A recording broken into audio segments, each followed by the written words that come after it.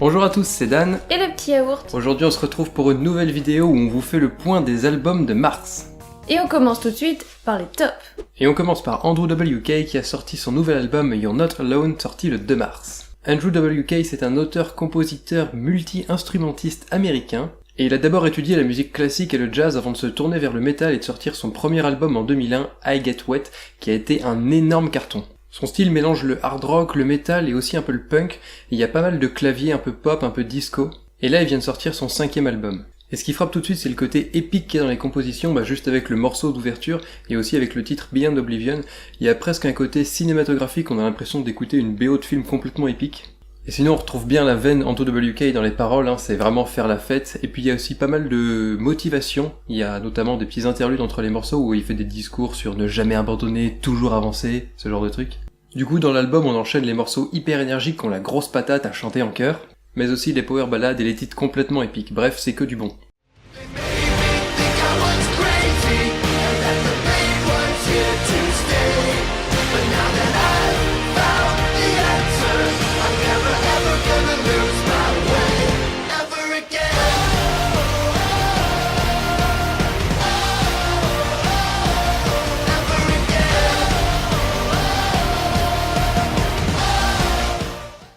Moby a sorti un nouvel album qui s'appelle Everything Was Beautiful and Nothing Hurt le 2 mars. Si vous suivez la chaîne depuis un petit moment, vous savez que je suis une grosse fan de Moby, et donc là cet album succède aux deux précédents qui renouaient avec le côté un peu punk et engagé et militant de Moby. Et ici, dans les thèmes proposés, on retrouve bien le côté militant et engagé de ces deux précédents albums, comme par exemple l'environnement qui se dégrade, l'élection de Trump ou encore la cause animale. Mais là, dans cet album, on va délaisser le côté assez punk et bourrin et très rock de ces deux albums précédents pour revenir au son qu'on connaît le plus de Moby, un côté très ambiance, un électro assez calme et atmosphérique. On retrouve des voix féminines en chœur qui viennent ponctuer l'album sur quelques morceaux et qui viennent accompagner Moby, qui chante toujours d'une voix très calme, très posée, presque comme s'il venait nous parler dans l'oreille. Bref, moi j'ai encore adoré cet album, pour moi c'est encore une vraie réussite et c'est magnifique.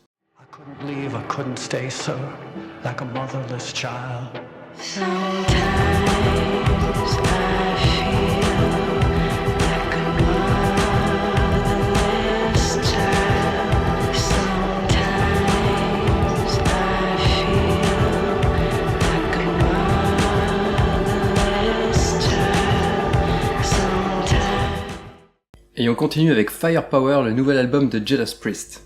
C'est sorti le 9 mars et Judas Priest c'est un groupe de heavy metal britannique emblématique formé en 1969. Et là ils reviennent avec un 18e album qui sonne très années 70-80. On a vraiment un gros son heavy metal avec des bons riffs, des bonnes rythmiques, des envolées assez sympas et je m'attendais pas à ce que la voix soit aussi bien posée et aussi variée. Il y a aussi des morceaux hyper fédérateurs qui envoient bien appuyés par la batterie. Et franchement, pour des gars qui ont entre 60 et 70 ans, ils ont la grosse patate. C'est marrant de voir tout cet engouement du public parce que les gens sont hyper chauds pour cet album. D'ailleurs, la dernière fois qu'ils étaient aussi bien classés dans les charts, c'était dans les années 80. Donc du coup, nous, on a carrément hâte de les voir au Hellfest.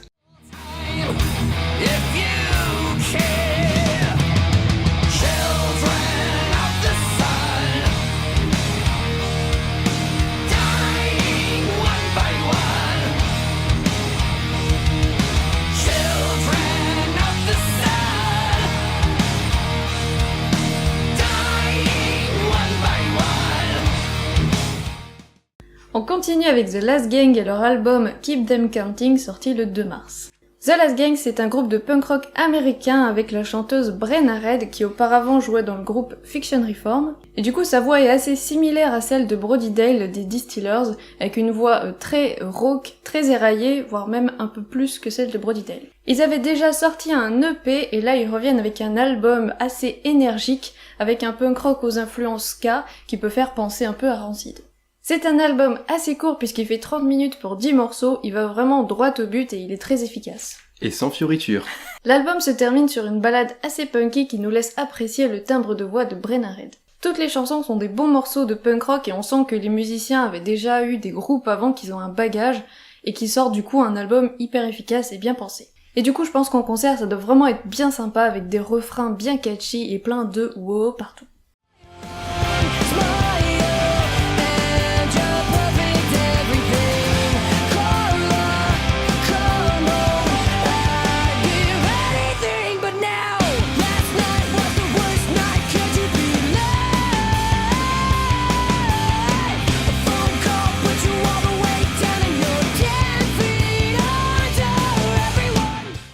Et on continue avec le nouvel EP de Red City Radio qui s'appelle Sky Tigers. C'est un groupe de punk rock américain formé en 2007 et ils ont déjà sorti pas mal d'EP et quelques albums. Ils font un punk rock très moderne avec la voix chaude du chanteur, ça donne un mélange entre les Flatliners et Hot Water Music. Du coup là on a un EP avec 5 titres très homogènes avec une super bonne ambiance et une très bonne prod. Ça sonne chaud et ça donne envie d'arriver à l'été, les compos sont super bien travaillées, assez accrocheuses, et avec pas mal de petits détails. Pour ma part c'est un de mes coups de cœur du mois.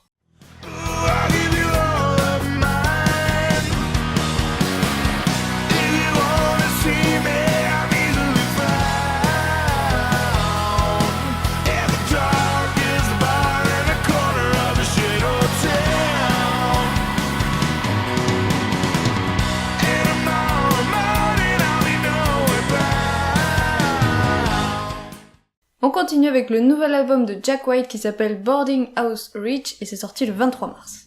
Jack White c'est un musicien et chanteur qui évoluait dans le duo les White Stripes avec Meg White, dans un style plutôt garage un peu punk.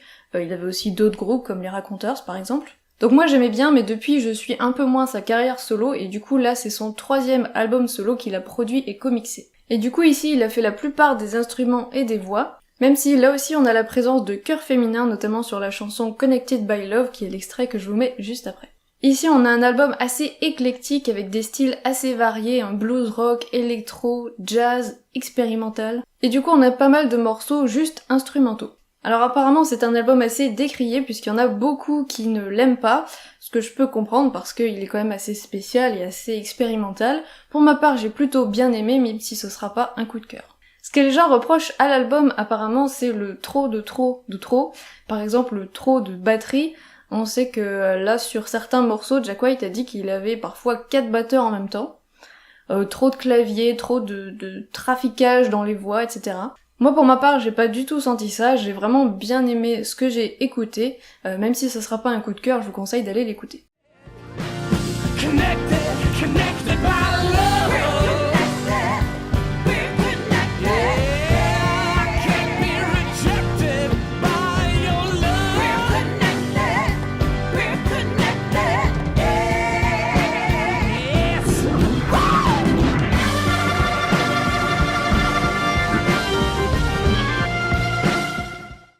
Toujours dans les tops, The Fratellis ont sorti leur nouvel album In Your Own Sweet Time le 16 mars. C'est un groupe de rock écossais et là ils sortent leur 5e album. Je connaissais qu'un seul morceau d'eux, leur gros single Chelsea Dagger sorti en 2006, que j'écoutais beaucoup quand j'étais en seconde.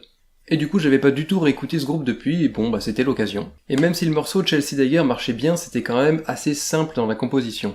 Et là du coup leur style s'est pas mal étoffé et les compositions sont beaucoup plus travaillées. Il y a pas mal de styles qui se mélangent, on a des instruments variés et ça sonne pas Britpop de base, c'est vraiment très sympa à écouter. Du coup ça balance bien, c'est très frais, c'est positif, ça marche bien avec l'arrivée du printemps. Au final ça fait un album très coloré et fun et c'était carrément une bonne surprise.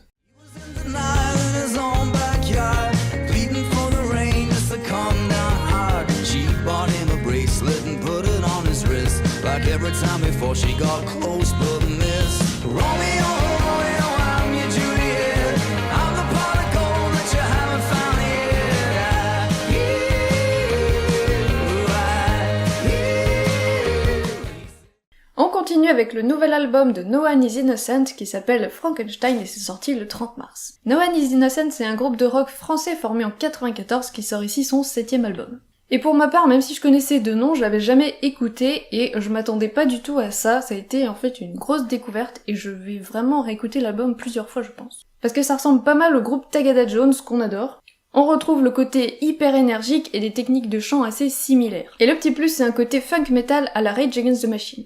Les compositions sont bien lourdes, elles envoient grave, et tout ça c'est porté par des paroles assez engagées. Ça chante principalement en français, mais on a aussi quelques paroles en anglais. En plus à la fin, la petite reprise de Black Sabbath, elle fait bien plaisir. En tout cas, tout l'album est super accrocheur avec un gros travail sur les riffs et les chœurs. Bref, ça file la grosse patate et ça motive pour la journée.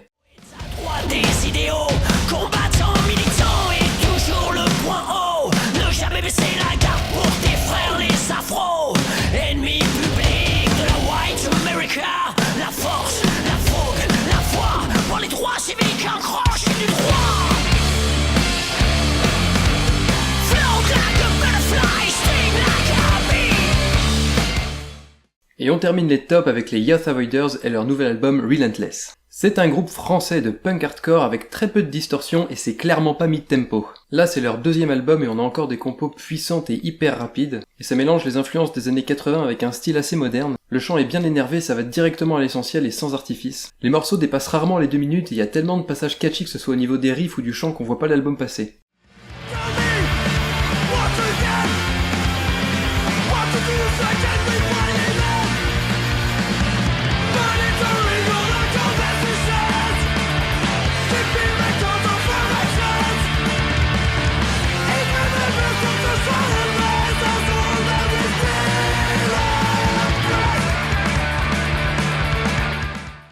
C'est tout pour les tops, on passe au bof. L'album qu'on a moyennement aimé ce mois-ci, c'est All Nerve de The Breeders. C'est un groupe de rock alternatif féminin américain plutôt indie, qui est super connu pour leur morceau Cannonball sorti en 93, dont on reconnaîtrait la ligne de basse entre mille. J'adorais vraiment ce morceau qui sonne vraiment très années 90 avec la voix fluette et posée de la chanteuse avec un refrain un peu plus énervé et des effets sur la voix comme si elle chantait à travers un mégaphone. Et du coup c'est un groupe qui avait un son qui me faisait un petit peu penser à Garbage par exemple. Du coup c'est un groupe qui a été formé en 88 par Kim Deal qui était la bassiste des Pixies. Elle sort donc ici leur 5e album après 10 ans d'absence. Et l'album il est plutôt chiant malgré le fait qu'il soit assez court puisqu'il fait 33 minutes. J'ai juste pas réussi à rentrer dedans malgré 2 bons singles qui sont Wait in the Car et Nervous Mary. Tout le reste est assez fade, ça a une rythmique assez lente, ça a un côté assez lancinant et même si ça passe parfois avec d'autres groupes là, moi j'ai pas trop kiffé quoi. Sinon ça reste assez agréable à écouter puisqu'on a toujours la voix assez calme et posée de la chanteuse. C'est pas du tout un groupe qui fait des cris, donc voilà, on peut toujours l'écouter si on aime bien le style.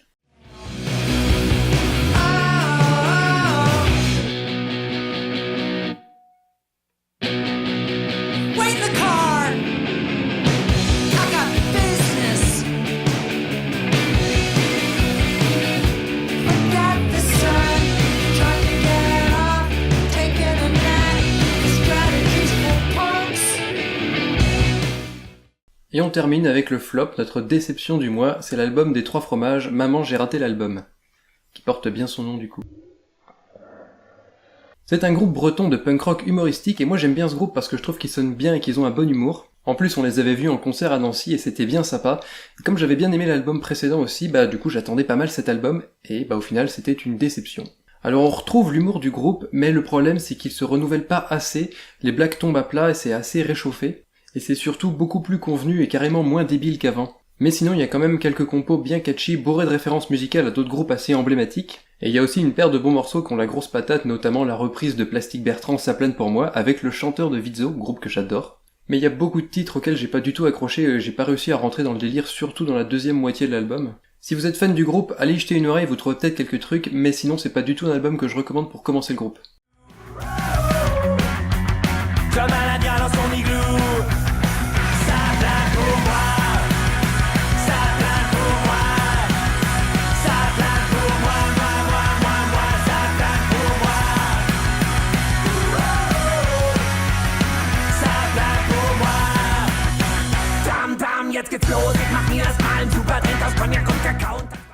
C'est tout pour les flops et on passe aux albums en bref. On commence avec le 7 pouces Get Radical des Dolly Rots.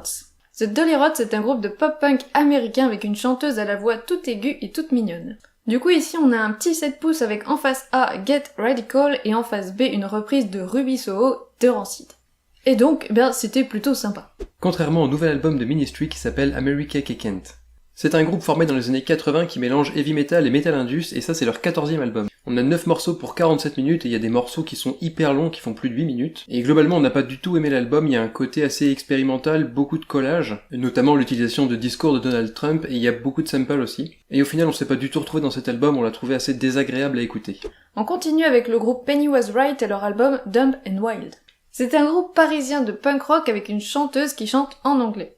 Ils font un punk rock énergique et assez efficace avec un côté pop dans le chant. Et du coup c'était un album plutôt agréable à écouter. Il y avait aussi les Suicidal Tendencies qui ont sorti un EP Get Your Fight On. C'est un groupe américain à mi-chemin entre le thrash et le punk hardcore, et du coup là ils viennent de sortir un nouvel EP avec 10 pistes qui comportent 3 nouveaux morceaux, 2 reprises de morceaux composés par le chanteur pour son album solo, une reprise de I Got a Right par Iggy and the Stooges, et aussi 4 versions différentes de Get Your Fight On, une chanson du dernier album. Rien que dans la description ça sonne déjà assez accessoire, et c'est le cas, l'EP apporte pas grand chose, la prod met beaucoup trop la basse en avant, et on n'a pas du tout accroché à la première moitié. La reprise I Got a Right d'Iggy and the Stooges est vraiment cool et vaut le coup d'oreille, par contre les 4 versions différentes de la même chanson c'est un peu lourd. Ça donne vraiment une fin d'EP très indigeste. Et sinon ce mois-ci il y a aussi eu un nouvel album des Spanish Love Songs qui s'appelle Schmaltz. C'est un groupe américain de rock indé avec une touche de pop-punk et démo. C'est hyper moderne et c'est assez sympa à écouter, franchement si vous avez envie de découvrir un petit groupe, je vous recommande complètement cet album. Voilà, c'est tout pour nos top flops de ce mois-ci, il y avait plutôt de bonnes découvertes. Et du coup, pour le mois d'avril, on a quelques recommandations à vous faire, avec notamment un nouvel EP des Bomb Pops qui s'appelle Dear Beer qui sort le 6 avril, le nouvel album de No Fun At All qui s'appelle Grit, sorti le 13 avril, le nouvel album des Satanic Surfers qui s'appelle Back From Hell qui sort le 13 avril, le nouvel album de Pennywise Never Gonna Die qui sortira le 20 avril, un nouvel album pour God Is an Astronaut qui s'appelle Epitaph le 27 avril, le nouvel album de Skindred qu'on attend particulièrement qui s'appellera Big Things, il y aura aussi l'album de Swiss Army qui s'appelle Paris Mountain, et un nouvel album pour Elway, For the Sake of the Beat, qui sortira le 27 avril. Voilà, c'est tout pour la vidéo, on espère qu'elle vous a plu. Si c'est le cas, n'hésitez pas à mettre un petit pouce bleu ou à vous abonner à la chaîne pour ne pas rater les prochaines vidéos. Si vous avez écouté les albums et que vous voulez nous donner votre avis, n'hésitez pas à les mettre dans les commentaires. Si on a raté quelque chose, faites-nous des recommandations, idem pour le mois prochain. Si vous voulez écouter les albums et en savoir plus, il y a un lien dans la description qui vous mènera vers un article avec pas mal de liens. Vous pouvez venir nous suivre sur les réseaux sociaux, Facebook, Twitter, Instagram, tous les liens sont dans la description. En attendant, on vous dit à la prochaine et on vous fait des gros bisous. Et ce qui frappe tout de suite, c'est le comté. Le comté. De l'élection de Trump ou encore la cause animale. Ah, faut que j'arrête de faire ça. J'ai remarqué que je le faisais tout le temps en ce moment. Je coupe des parts de gâteau. Et le petit plus, c'est qu'on a un petit côté funk metal. Mon programme n'est pas à jour. Il va droit au but, il est sans fourniture. Merde, sans fourniture scolaire. Oh. Allez, allez, ah, la la la la la. Putain. The Dolly Rods, c'est un groupe américain de pom-punk. De pom-punk. De pom-pot.